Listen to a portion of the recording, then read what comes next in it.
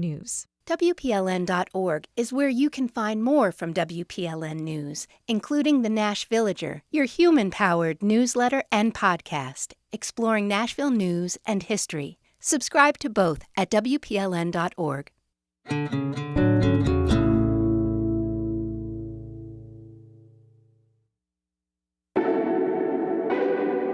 From Nashville Public Radio, I'm Blake Farmer, and this is Nashville. Public radio listeners are lifelong learners, but today we're more specifically talking about those latter years when you've got to make an active choice about learning new things, and we'll hear how lifelong learning isn't just a chore for retirement. It builds community, provides connection, and stimulates curiosity. From steel drumming to world politics, on college campuses or in a community center, learning does not have to retire. After the news, this is Nashville.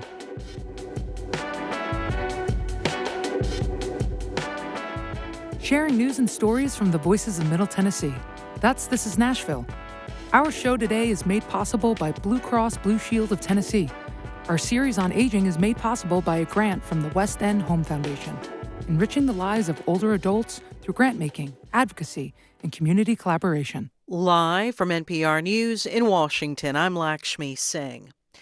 Defense officials from several countries, including Britain, are meeting at the Pentagon today.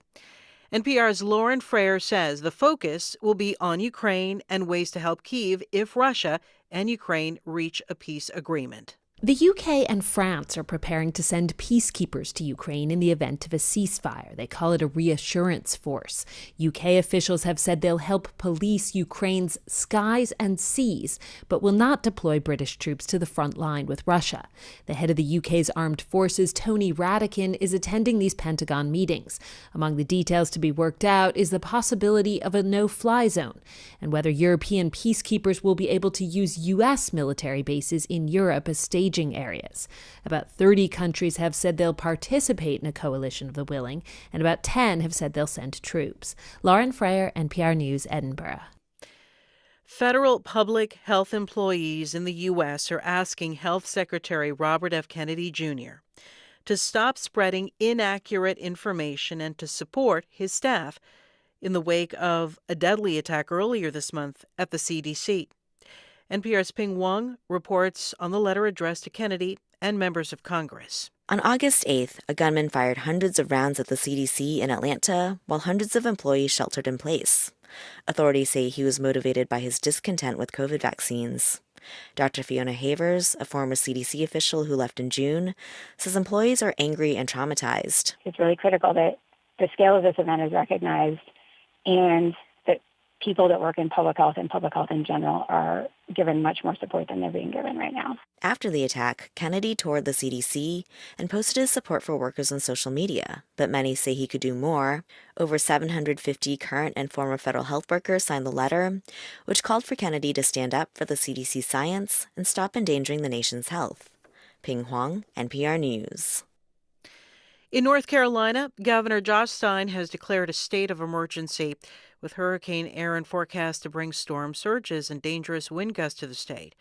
Bradley George of member station WUNC reports at last check, Aaron was about 365 miles southeast of Cape Hatteras, with top sustained winds of 110 miles per hour. August is usually a busy time on North Carolina's Outer Banks, but residents and tourists were ordered to leave Hatteras and Ocracoke Islands. Governor Stein says people who live elsewhere on the coast should be prepared to evacuate. Shelters have opened on the mainland. Aaron would be the worst storm to affect the Outer Banks since 2019. That's when Hurricane Dorian swamped Ocracoke Island with 7 feet of water. For NPR News, I'm Bradley George in Chapel Hill. From Washington, this is NPR News. Pro-democracy activist Jimmy Lai's landmark sedition trial in Hong Kong is in its final stage, nearly 2 years after it began. Today, the media tycoon's attorney argued his client has the right to free speech. The 77-year-old defendant is charged with violating a national security law China imposed following 2019 anti-government protests. If convicted, he could receive life in prison. However, the state of Lai's health is sparking concern. He appears visibly thinner since the start of his trial. The U.S. Director of National Intelligence says the British government is dropping its demand for iPhone maker Apple to provide what's called a backdoor to customer data. NPR's Bobby Allen reports it would have provided authorities access to millions of people's information. The British government has abandoned its push for Apple to create a backdoor, allowing law enforcement to access the data of millions of customers. A deal that led to the United Kingdom backing off Apple was announced by Director of National Intelligence Tulsi Gabbard. Law enforcement in the UK ordered Apple to allow investigators to view encrypted material from users. That drew bipartisan criticism as an attack on privacy and security. Apple responded by saying it would no longer offer a feature to UK users to encrypt iCloud data, including texts, notes, photos, and contacts. In the U.S., law enforcement can often obtain that material from iCloud storage with a search warrant, unless the encrypted feature is enabled. Bobby Allen, NPR News. U.S. stocks are trading lower this hour. The Nasdaq is down more than 200 points. It's NPR. Support for NPR comes from NPR stations. Other contributors include Progressive Insurance, where drivers can compare direct rates using Progressive's rate comparison tool. Customers can see options and rates side by side. More at progressive.com or 1-800-PROGRESSIVE. Funding for This Is Nashville comes from you, our listeners, and Zander Insurance, working for their clients by comparing dozens of companies to find the optimal business and personal insurance solutions for almost 100 years in Middle Tennessee. Learn more at Zander.com. I'm Blake Farmer, and this is Nashville. Well, it's back to school season. And you are never too old to learn something new, okay? But at some point, you have to be more intentional about stimulating your mind. From picking up a new hobby to conquering a new bit of technology, lifelong learning is good for us. I think we know that, even when it can be hard.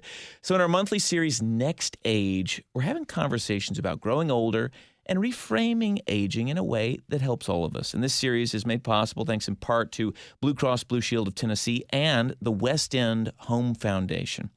Today, we are getting to know opportunities in Middle Tennessee for structured lifelong learning. And we'll start by meeting our neighbors who've seen the benefits of keeping the learning going. Jan Goddard is member of the Osher Lifelong Learning Institute, or OLLI, as you'll hear us reference it today at Vanderbilt. Sheila Brown Thompson, a graduate of the Adult Ed program at the Metro Action Commission. And Dennis Piper, a lifelong learner at Lipscomb University. Welcome to all of you to This Is Nashville. Thank you. Thank you. All right, a reminder to everyone, as I reminded folks in the studio here today just a minute ago, that we are streaming video today, and if you'd like a visual experience, you can drop in on the WPLN YouTube page. Just go to the live tab. It's youtube.com/@WPLN. All right, Jan, why don't we start with you, okay? You moved here 10 years ago to be near your grown children after retiring at age 60. Sounds like your kids lured you here in some way, but you come... You know no one but your kids. So how do you link up with Osher at Vanderbilt? Right. Well, first of all, thanks, Blake, for having me. You're welcome. This is such a treat to come and share about the Osher program at Vanderbilt. Right. I retired when I was 60 and moved up here, yes, to be close to 2 of my 3 grown children. Oh, okay. Didn't want to leave out the third. I'm sorry. Well, the third was still in Florida. I was ready to leave Florida. But came here and knew no one. And I knew the grown kids did not want to have to entertain me or develop my social calendar. So somehow I heard about the Osher program at Vanderbilt. And living in West End at that time, it was convenient to check it out. So I took a course, and it was an immediate connection. I'm a retired educator, so learning has always been part of my life, and I've always been curious, and I've always loved people. So kind of the tagline or motto for the OLLI program at Vanderbilt is where curiosity meets community. And that is truly very accurate. Yeah. So I started taking classes. What was this first class? Well, I've taken about 155 Oh, over the my last goodness. 9 years. All right, well, we won't make you remember, but it was one or the other. Astronomy, the Constitution, Tai Chi, Art Renaissance. It was something. You got it. That's right. That's right. It was great because it was a match.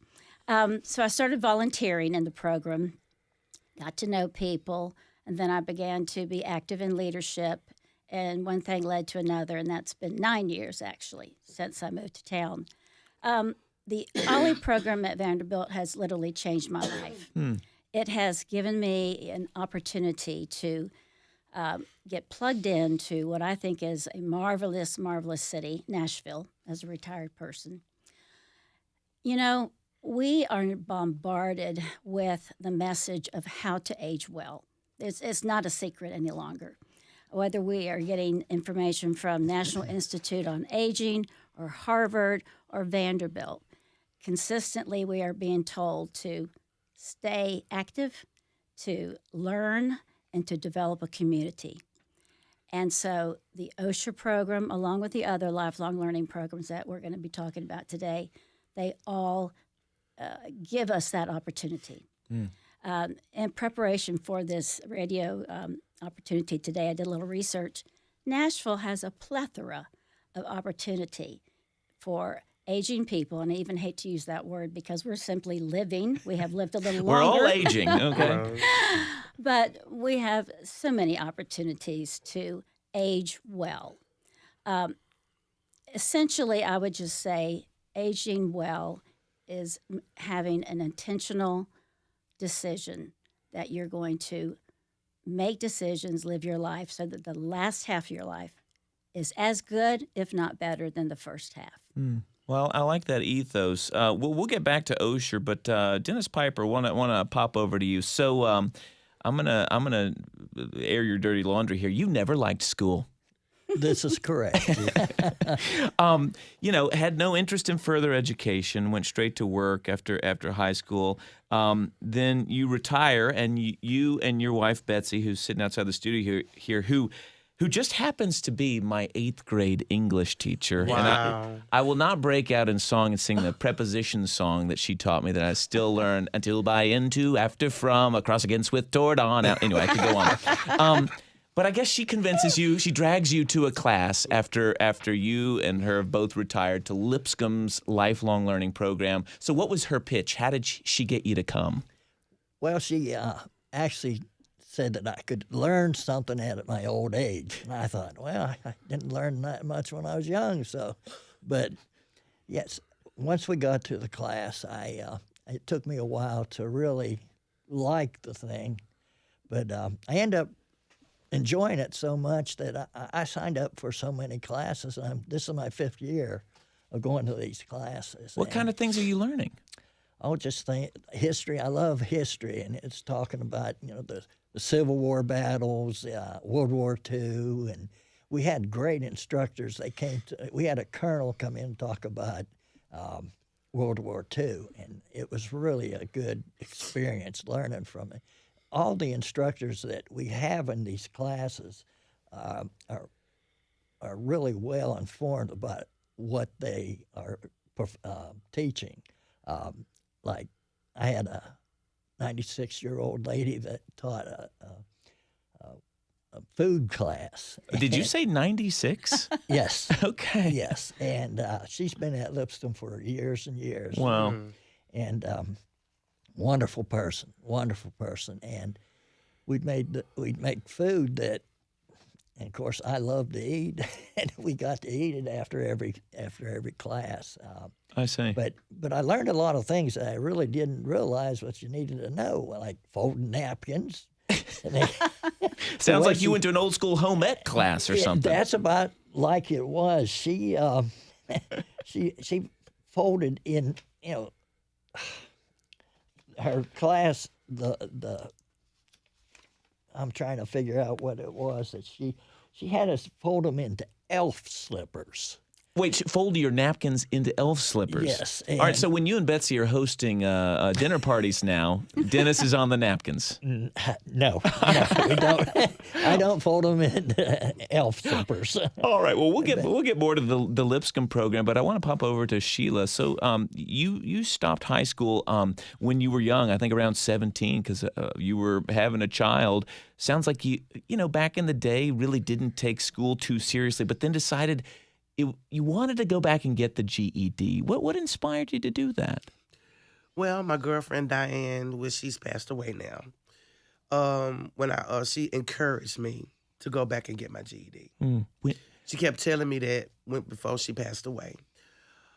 She said, you're going to have a car and you ain't going to have to worry about getting there. I'm like, how is that going to happen?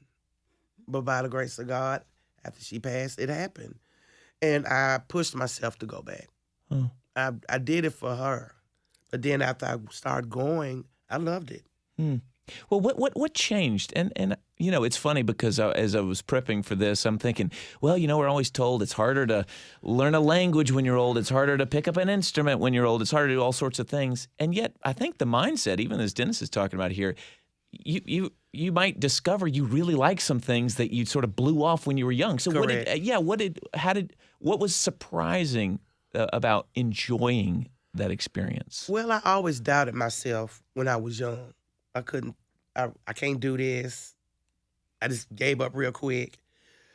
And then when I started going back to school at my age, and I really studied, I really concentrated. And it was great. It's like when we're in teenagers, I don't know, that we know how to concentrate and focus on something. We're very distracted by other things. So, you know, to be honest, I didn't realize the Metro Action Commission offered adult education. I don't know if I've had my head in the sand or what, but how did you learn where you go get a GED when you're, you know, of your age? I had a neighbor of mine that had a flyer, and she gave it to me. What was it meant to? I think a lot of people say, well, I got to get the GED so I could, you know, get a job or do this. You've been working. You've done many things. Was it more like for yourself that you were doing it? Correct. I wanted to walk across that stage. Mm. Something I never did. And you recently did, right? Was that just a few months ago? June the 27th.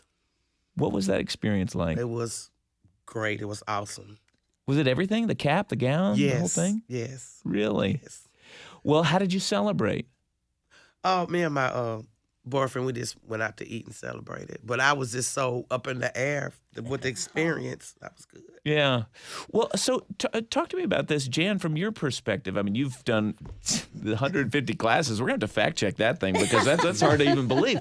But you know, when you're, I think we obviously the mind works differently when we're older. What have you had to work harder to learn things, or do you find that you're as much a sponge as ever? Actually, I think the curiosity element is key.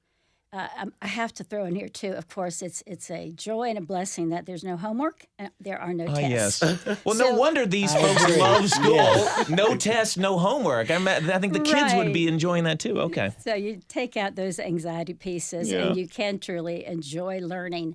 You know, went to school like everyone, went to college and beyond, but at this age, learning takes on a new joy because you just have the opportunity to explore new topics. And here in Nashville, at all these programs that we're talking about, there are such quality instructors. And we have the opportunity to sit under their teaching and just soak it up, soak it up. But I always have to throw in the research and the data, which proves that learning as we age actually changes our brain. It improves the plasticity of our brain cells, creating like a hedge for future brain cell loss as we age. Now, I don't know a lot about a hedge fund, but I know it's a good thing, and I want to develop a hedge fund in my brain of extra cells and plasticity opportunities. So the point there that your brain, it becomes a little more flexible, a little more ready to take in more information and keep it, and Yeah. And I attended a class last year taught by Dr. Bill Petrie and Dr. Kaminsky, neuroscientists at Vanderbilt, and they were sharing with us hot off the press medical news about the positive impact not only of learning as an aging person, but of physical activity and the positive effect on the brain. It's proven. If you're just joining us, I'm Blake Farmer. This is Nashville. We're talking about lifelong learning today, and I've got a bunch of students we've corralled into the studio here with varied experiences. Sheila, I wonder what you would say to, I mean, I'm guessing you could, on your own, finish, let's say, a GED. But there's probably something about having other people alongside you doing this rather than, just doing something online. What did you find at the Metro Action Commission's program? What was it like to have other people alongside you? Inspiring. Really? Because I thought I was the only one going back to school at my age, but I wasn't. Yeah. What kind of are the teachers? We were talking about the teachers at the OSHA program. What kind of teachers are working at the Action Commission? Oh, we have like instructors. My teacher, Miss Cheryl, she was talking about all like math, science, and whatever. Yeah. But we just have instructors that experience in, teaching us about the GED to get our GED. Yeah. And what about, we hear a lot from folks about technology getting in the way sometimes of something people want to, let's say, finish a degree or do something that's lifelong learning. How do they make sure technology doesn't get in the way for it's kind of folks? hard at our age if you don't know about computers, the internet. And they had classes there that can teach us about the internet if we needed it. But I didn't, and it made it easier. Yeah. Dennis, for Lipscomb lifelong learners, I mean, if I understand correctly, you're still doing it, right? 5 years in, and you're still signed up for classes. Yes, sir. Yes, Is this at night? Is it during the day? Are there college students in there with you, or is it just folks that are sort of the 50 plus? It's during the day, and it's mostly people that are 50 plus. It's a real good set of people, and I got to know a lot of them from now, and it's just a learning experience that you get from the great instructors. I mean, we have some really great instructors. One of my favorite ones was Janet McMahon, and she's so enthusiastic and about music. It's infectious. I mean, I just love when I go to her class. So she's a music teacher on what? I'm not real sure. Just music generally, just know her music in general. Yeah. She's very easy to get with and to learn from, and she brings in different programs. She brought in Amy Grant one time. And, to your class? Oh, wow. Yes. That's a treat. Yes, and we had Amy Grant. I got to speak and talk to Amy Grant. It was really nice, and she had a really good She wasn't program. attending your class. She was helping lead it. Yes, she was leading it. Jim. Just hearing Dennis talk about some of his favorite professors, I just had to throw in here that a couple of my favorite professors have been Carol Busey, who's the current county historian and professor emeritus from Austin Peay. Anything that woman teaches or speaks about, of course it's going to be related to Tennessee history, is going to be completely captivating and engaging. Even as a Floridian? Even as a Floridian, absolutely. Well, I've got to think that there are a lot of people who, let's say if they retire here and this isn't home, right. that might be a subject you really want to know about. You don't know as much about the Civil War when you don't live in Tennessee. That's right. Yeah. And we just recently had a class taught by no other than our former mayor, Bill Purcell. Really? Yep. And it was on the history of Nashville, and he brought in the superintendent of police, superintendent of schools, and the current mayor, Freddie O'Connell. And so that was a stellar course. Well, and it's sort of amazing to me that you have this kind of access, and it's a fairly low cost to be part of this program, right? Do you pay per course? How does it work? With our program, yes, you pay per course. And 6-week courses or so? A 6-week course, and our terms align with the regular school terms of college. Fall, winter, spring, and summer, last 6 weeks each. But what's a real nice perk is with the OSHA program, once you have taken a class, you're considered a member, and then you can participate for no additional fee in our shared interest groups. For example, we have a book club, and we have Ollie on film, we have an Ollie at the arts. I lead the Ollie on the Move hiking and walking group. So I'm always out there cracking the whip on the hiking group to walk brisk, because brisk walking makes a difference. While learning. All right. So and now that Sheila has her diploma, she's taking notes over here on what's next. Right, there you right. go. Well, thank the three of you for joining us for this segment on lifelong learning. And we're going to hear more about the OSHA program as well as MTSU's program in the next segment. But we do need to take our first break. So these experiences raise larger questions that we'll explore on what's available for adults who want to keep learning. We'll take a closer look at these other programs. Stay with us. This is Nashville.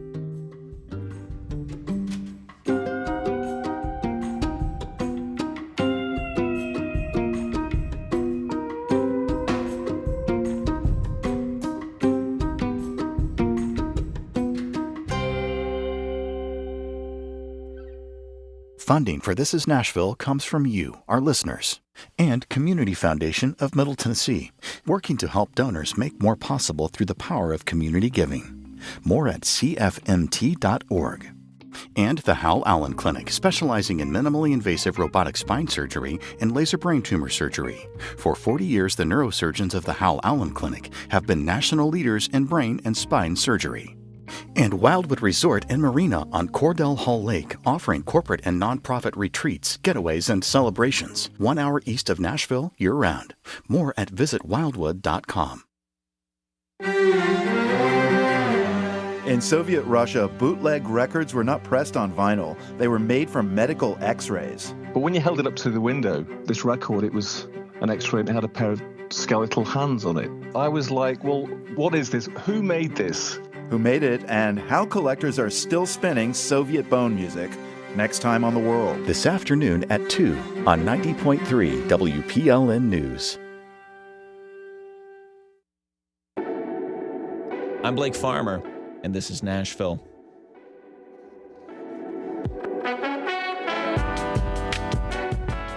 It's an episode of our monthly series we call Next Age, about lifelong learning opportunities in Middle Tennessee. At least that's what this episode's about.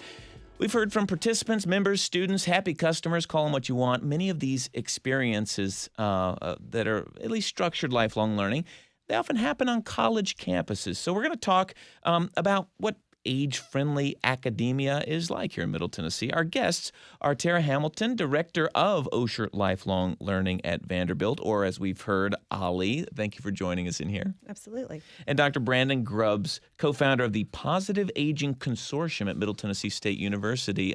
Welcome to you, Dr. Grubbs. It's a pleasure. All right, so we've heard about OSHA a bit, and I want to hear about MTSU. I'm not sure that I realized that you were designated as an age-friendly university. What does that mean? So an age-friendly university, it's a part of a global network called the Age-Friendly University Global Network.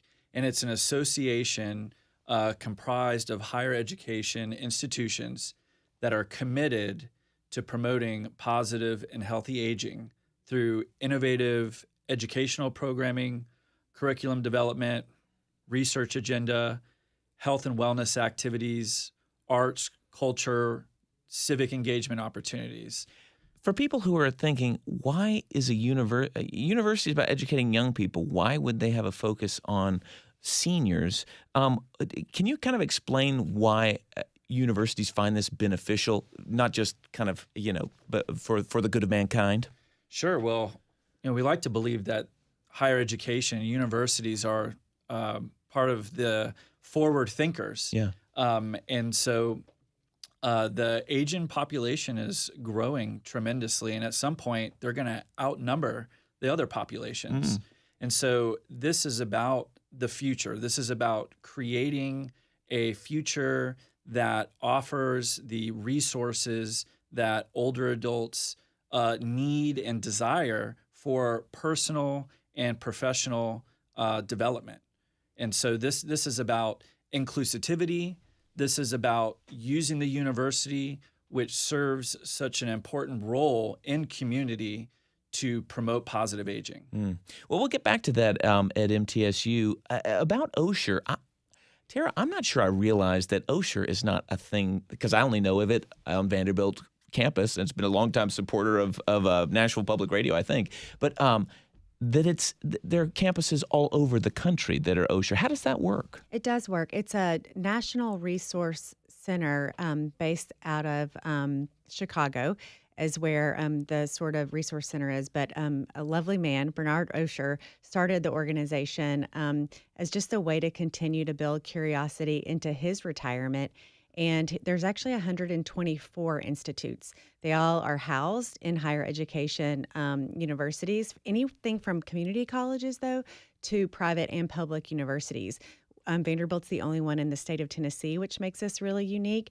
And so we have the benefit of this community of other institutes that are doing similar things with these courses that we provide with shared interest groups, communities, special events, and also everyone is sort of doing it our own way. We all have our unique perspectives on how we provide classes, how we do volunteer work, and all of those things. And so it really makes it sort of the best of both worlds. So is it like Osher provides curriculum, or it's not even that? They're not directing things They even don't. that They to don't. that degree? They don't direct things at all. Our curriculum is all provided by the instructors that we have, and so whether it's a volunteer instructor who comes in and wants to teach an improv class, or somebody who's maybe newly retired from Vanderbilt and is an expert in their area, or interestingly enough, one of our very best art teachers is actually an engineering professor at Vanderbilt, and sometimes just would rather teach art than engineering, I think. Well,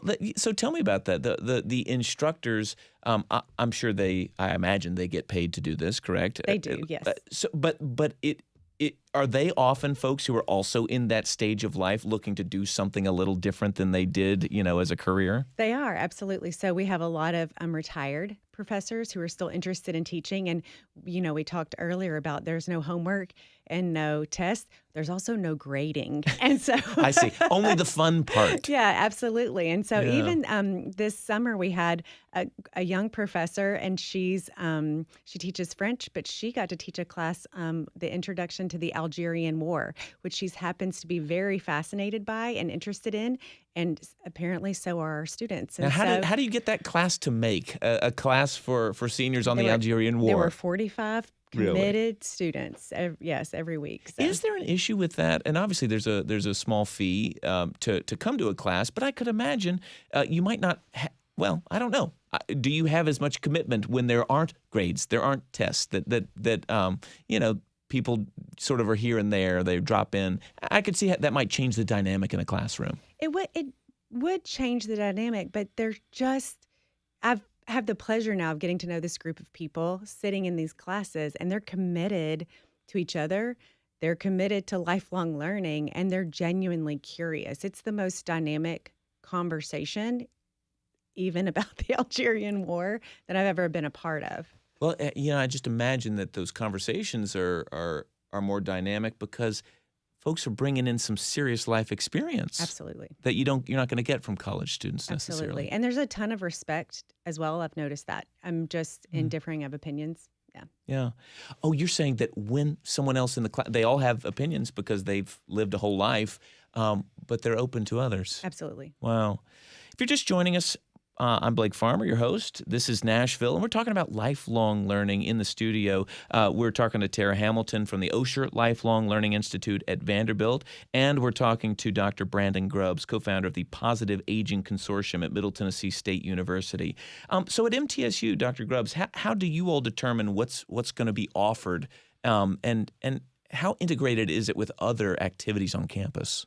Sure. So as part of becoming an age-friendly university, my colleague, Dr. Deborah Lee, and I had to learn about what the university offers. As a faculty member, you're typically stuck in your office, within your building, in your department, and the MTSU is a big university. And so we had to learn about existing programs that interacted with older adults and aligned with these activities that support us as an age-friendly university.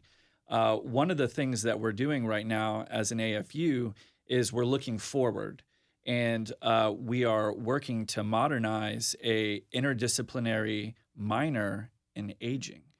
A minor in aging that would be like for more traditional students who would have an aging minor. Yeah, so it's the dynamic is a little shifted. Okay. While we're talking about activities and programming that we're offering to older adults, in this instance, it's targeting students that are preparing to enter the workforce. And so with this interdisciplinary aging minor, students get training in aging, and it supports and strengthens the workforce that will serve this group. And so it provides field experiences. Right now we're working to modernize this curriculum, and we've actually collaborated. We're collaborating right now with the Tennessee Department of Health and their Office of Healthy Aging to learn more about what workers need to be prepared to serve this population. So for folks who are, let's say, in this sort of 60-plus demographic who want to take classes that don't have tests, that don't have homework, what does that look like on MTSU's campus? Well, geez, I'm not too quite sure. The older adults that enroll in degree-seeking opportunities, such as our Masters in Arts and Liberal Arts, they really get that program is interdisciplinary, and they kind of get to pick and choose what courses interest them.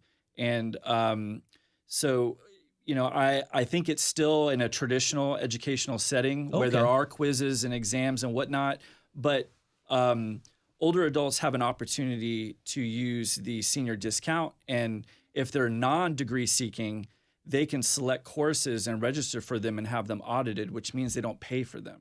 You can audit a class for free at MTSU? Yeah. If you're non-degree, non-degree seeking, and that's you the can case. audit it. There's no qualifications for that other than just being here and showing up. You don't have to be a senior, in other words. Correct. Wow. Right. Yeah. This can be anybody. What kind of numbers do you all think are on campus doing that? Do you all keep tabs on? So as part of the process of information gathering about what programs we do offer that are within the age-friendly spectrum, there was a center called the June Anderson Center for Women and Non-Traditional Students. They do track age of their students that enroll. And for many years, they had consistently upwards of 400 to 500 students that were 55 and older. And we're working with programs now that we are very focused as an age-friendly university on gathering data from other programs on campus so we can keep tabs on enrollment, have a better understanding of where the interests of our older adult participants lie, and then developing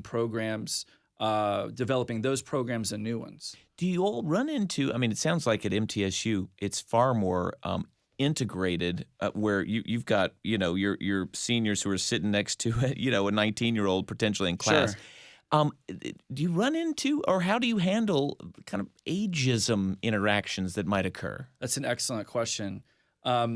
Speaking from my own experience, I've had some non-traditional older students in class, and they seem to just interact, and this is an in-person class, so they're in with a group of about 80 other students, and they seem to fit right in. They sit down, they talk to their neighbors, they engage in class, they contact me via email, they're wanting to learn, they want to participate, and I just do my best to support them any way that I can. Do you feel like you almost need to announce their presence? Like, well, and this is this person who don't ask, they're auditing the class, they're part of our whatever program, or is it just let them be a student? I don't treat them any differently than I do the other students. They are a part of a class that I'm trying to support in their education and develop the knowledge that they need to get before they complete it.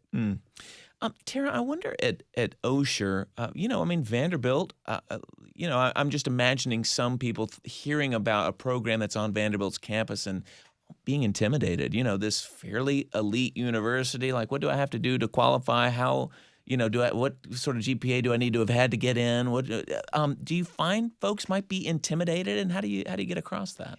I think there probably are. One of our best, forms of marketing is word of mouth. And so like Jan found out about it, I think, through a friend. And so I think it's a lot of like, just come join us and you'll see that you don't really have to have that. I do think a vast majority of our participants probably do have a bachelor's degree. They do have some form of formal education. but they get in class and pretty quickly understand that it's not necessary. I mean, especially like I'm sort of testing the waters with some more some lighter classes. Not everything's Algerian war. And so we've got ukulele and still drumming class. They've been going on for 12 years. I've heard of it, yes. Yeah, and they perform with the undergraduate and graduate students at Blair every term. And so that's exciting and fun. We also had an improv class this term. And so those are immediately a little bit more approachable, I think. And so I think a lot of people just join also for the community aspect of it. And that is pretty clear and evident that you don't need necessarily a degree or a 4.0 GPA. It is, and I think you're relatively new, at least in your position here. But I'm just sort of thinking about COVID times, and I imagine things had to get shut down.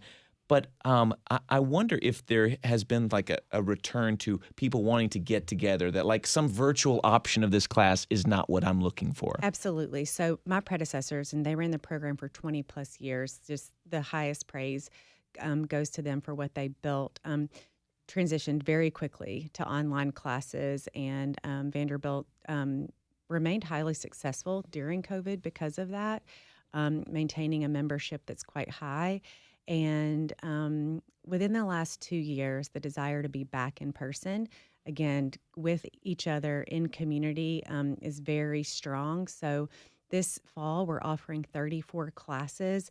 The majority of those are in person, and that's what our members want, and that's what we're going to give them as much as we can. We do have some professors who like to teach online because they can have more students if they're online.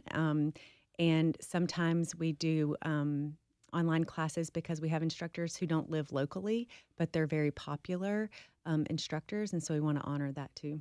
Is there an effort to try to get a more diverse group from other parts of town and from life experiences on campus to do this? I mean, is there an overt effort to make sure more groups know about this? Absolutely. So especially because we're the only OSHER program in the state of Tennessee, and obviously being in Nashville and surrounded by other universities, I've really started to reach out to the universities in Nashville to recruit other instructors, right? So we had 2 Belmont instructors teach this summer with us.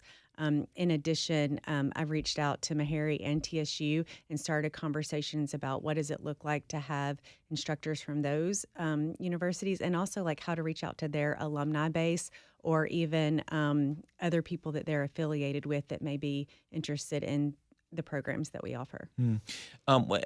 Since you'll be leaving us after we wrap up here, would you just, what's the pitch to you if people are listening and thinking, I might want to try, what's a good way for them to try out OSHER? Try it out. I think one of the best things that we have that's relatively soon coming up is we are going to have an open house, which I think is a fantastic opportunity to sort of meet people like Jan, who's fantastic, meet other OLLI members. We're going to have some instructors.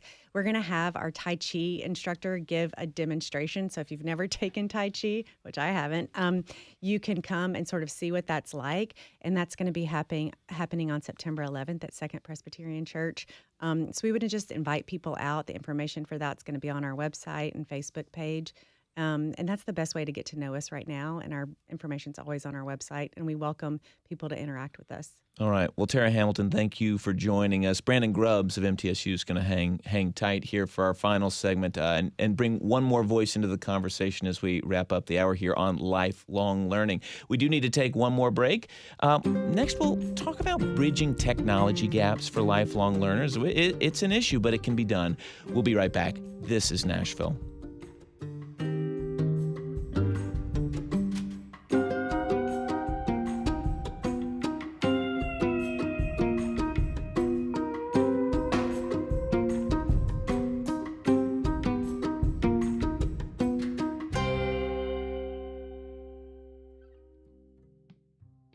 Funding for This is Nashville comes from you, our listeners, and Zeitlin Sotheby's International Realty Global Advisors, Missy Brower, Nan Speller, Jessica Averbush, and Stephanie Brooks, representing distinctive properties across Middle Tennessee. Listings available at Zeitlin.com. And Amazon, proud sponsor of WPLN's Daily Show, This is Nashville. engaging our differences so we can discover our unity. More on Amazon's community work at aboutamazon.com. And Age Well Middle Tennessee, offering Elder Care Coach, providing online resources and phone consultations designed to help families navigate care for aging loved ones and to assist employers supporting caregiving employees. More at eldercarecoach.org. Nashville Public Radio is as good as you, the listener, make it. You have power. I'm environmental reporter Caroline Eggers. As our newsroom faced a federal funding cut, the community responded with more contributions than ever. In what could be an unstable moment, and it is that, you've taken action to strengthen local journalism. We will continue to serve independent reporting without fear or favor. Join this mission at wpln.org/give. I'm Blake Farmer, and this is Nashville.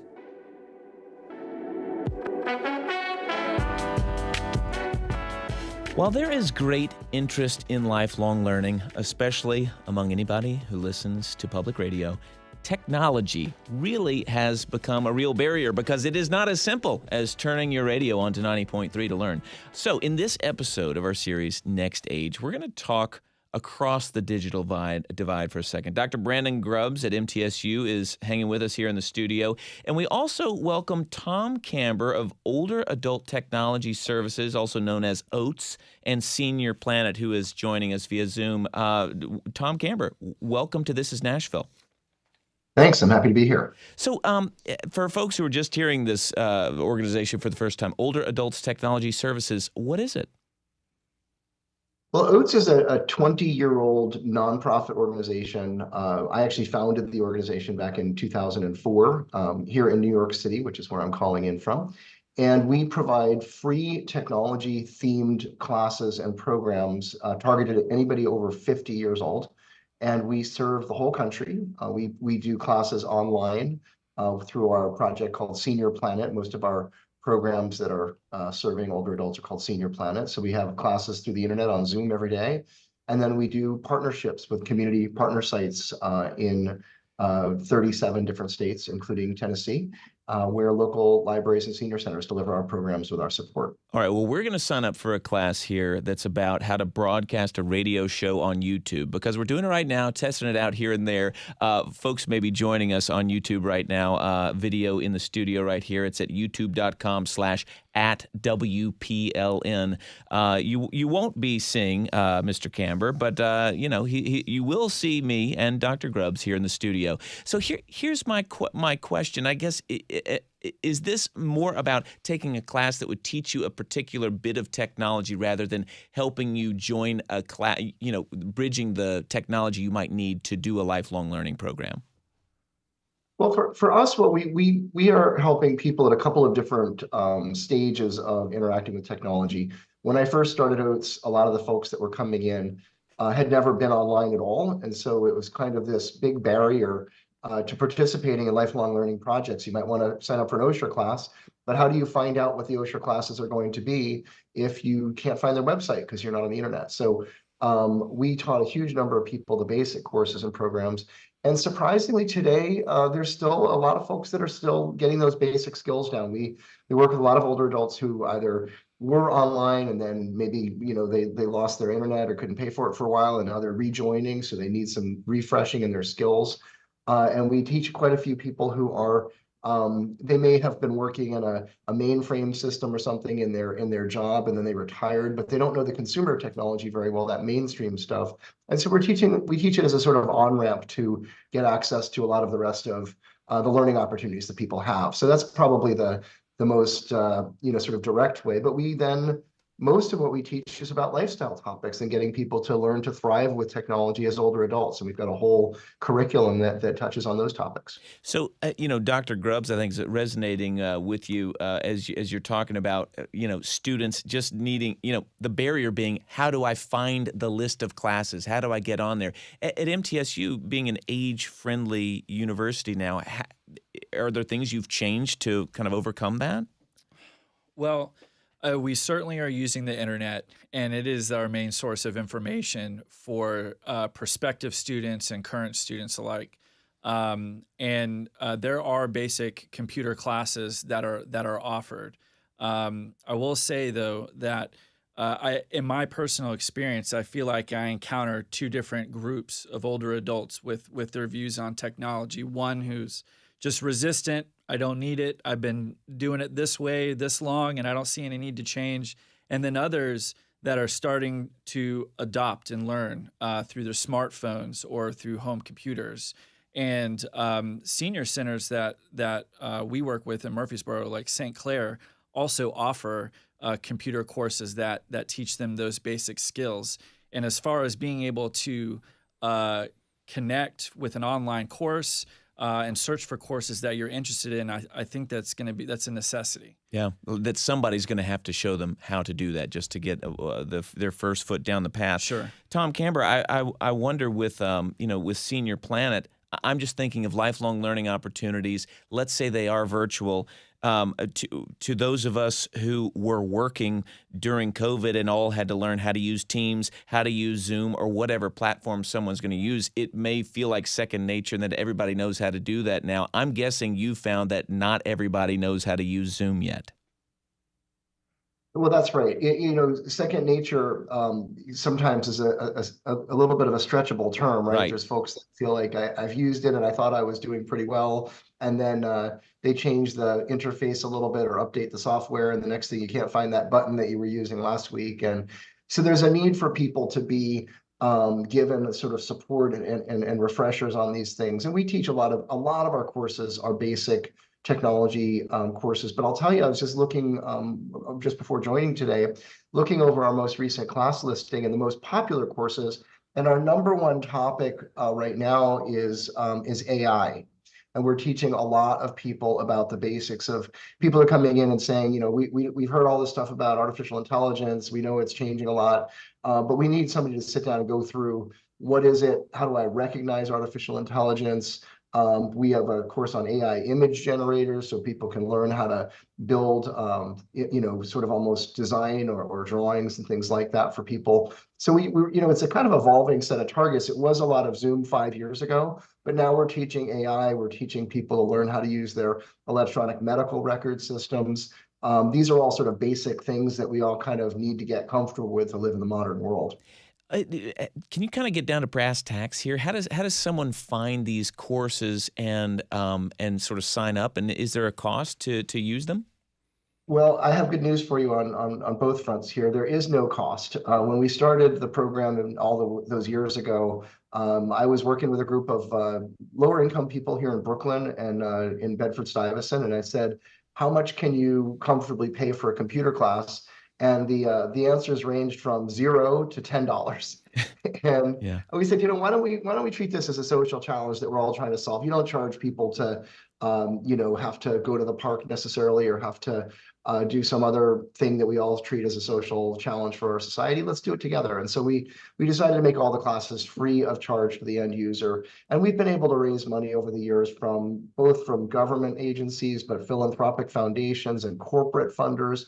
And most recently, we joined up with AARP as a national affiliate, and they provide us with a substantial amount of resources as well. So last year, we taught over 600,000 people online and in person, and we didn't charge any of them. So the good news is you don't have to pay for it. And the other good news is if you want to just take the class today, at 2 o'clock this afternoon, there's classes on seniorplanet.org. You do not have to register for almost any of our classes, and you just go log on to seniorplanet.org and it'll have a list of classes. Today's lineup is easy to follow Tai Chi at 2 o'clock. There's a class on the basics of YouTube. 3 o'clock today, we have a digital tools for brain health class, followed by a Spanish club. So a lot of different kinds of topics. You just click into it through the Zoom interface and you're live in the class with a live instructor who's trained to work with older adults, and there may be dozens or even hundreds of other people joining those courses, and you can interact with them as well. Well, there you go. And I assume you're talking Eastern time, and we're in the Central time zone. So if you're talking about in 7 minutes, just get your Tai Chi suit ready to go, and you'll be ready to go. Well, subtract an hour there. So you're absolutely right. You do have some in-person classes. Is that mostly in New York, or are they all over the country? They are all over the country. We realize that, we've got this kind of a whole office full of curriculum and education specialists here. We have 360 different offerings in our curriculum, and a lot of it's available in languages like Spanish and Chinese, and very, very challenging to put it together. So there's no reason that we should hoard all these resources at our headquarters or in New York. So we created a program called Senior Planet Licensing that allows any other nonprofit or library or non-commercial entity out there to license our curriculum for free for a year. We train you how to use it. We make sure that you've got some data sharing so that we know what kind of outcomes you're getting, like how many people you're teaching and what the classes were and whether people actually liked it. But we don't take personal information about the individuals, and we're just trying to support a bigger institution here. So in Nashville, we actually have 3 different sites there. One of them that I visited while I was down there recently is called 50 Forward at the Madison Station. And I hung out for the afternoon with a gentleman named Steve Bianchi, and they're teaching our classes there, and getting great results with people. So there are definitely local programs that are available in the Nashville area, and we're very honored to be able to provide that. So in other words, if somebody's going to 50 Ford in Madison, would it be obvious how you get kind of enrolled with some real hands-on help from Senior Planet? Yes, it would. You just go in and say you want to take the Senior Planet class, and they often have flyers right there at the front desk. We're also teaching at the Senior Renaissance Center there in Nashville, and also the Nashville Public Library. We've taught, gosh, I'm looking at the numbers here. We've taught over almost 2,500 people over the last few years in those different sites. Dr. Grubbs, as we wrap up, I'm wondering your experience on MTSU's campus. What is the biggest need that creates that sort of digital divide for your students who are seniors, trying to, even if they're just going to audit classes, how they, what's standing in the way? Well, I will say whether it's an in-person class or an exclusively online course, we do use online materials. You're saying one way or the other, you're going to need to know how to navigate. Absolutely. I mean, the basics are going to be being able to log in to our learning management system, where you can find your courses and things like announcements, grades, lecture materials, ancillary materials to support lecture. And I'm sure as a teacher, you're just saying, check that on whatever it's called now, Blackboard or whatever. Sure. And that may go over the head of some. It might. And I have encountered, not with just older adults, but with some of our younger students that maybe didn't have a laptop. Well, yeah. Or didn't have access to a computer. Granted, the university offers them those resources, but they don't know how to check their email. They don't know how to navigate Blackboard or D2L. And so sometimes a meeting or two is required to give them a brief familiarization and tell them how to interact with that platform so they can keep up with class. But, I think all faculties, regardless of what university you're at, are there for their students to provide that support. Well, what I'm hearing is, listen, it's not just seniors who might need help with the technology. That's right. So there you go. That's Brandon Grubbs at MTSU, Tom Camber of Senior Planet. Thank you for helping us think through the digital divide as we also get to know lifelong learning opportunities here in Middle Tennessee. Thanks to both of you. Thank you. Thank you. We really enjoyed it today. Thanks for tuning in this hour. This is Nashville's a production of Nashville Public Radio. Today's episode was produced by LaTanya Turner. It was directed by Tasha A.F. Lindley. Our board operator today is Michael Pollard. The masterminds behind that theme music are Larange and Namir Blade. Special thanks to Lipscomb Lifelong Learning Program and the Metro Action Commission. Our Next Stage series is made possible in part thanks to support from Blue Cross Blue Shield of Tennessee and the West End Home Foundation. Listen back at thisisnashville.org or wherever you get good podcasts. And if podcasts are sort of new to you still, I'll tell you an easy way to listen. Ask your smart speaker to play the latest episode of This Is Nashville. Conversation does not have to end here. You can comment, tell us what you want to hear on the show by leaving us a message at 615-751-2500. Also find us on the socials, Blue Sky, Instagram, X, at This Is Nashville. This is Nashville. I'm Blake Farmer. Go in peace.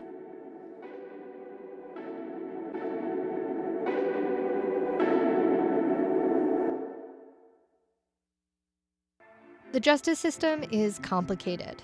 I'm Paige Flager, and as WPLN's criminal justice reporter, I'm constantly asking, is the system working?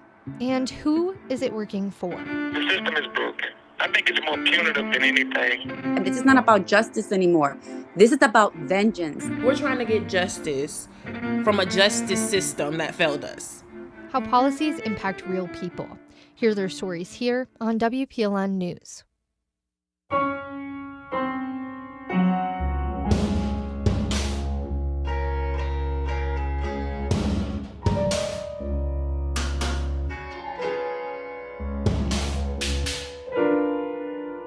This is 90.3 WPLN, Nashville Public Radio, and 91.7 WHRS Cookeville. Nashville's home for Morning Edition and NPR News. WPLN.org is where you can find more from WPLN News, including the Nashvillager, your human-powered newsletter and podcast, exploring Nashville news and history. Subscribe to both at WPLN.org.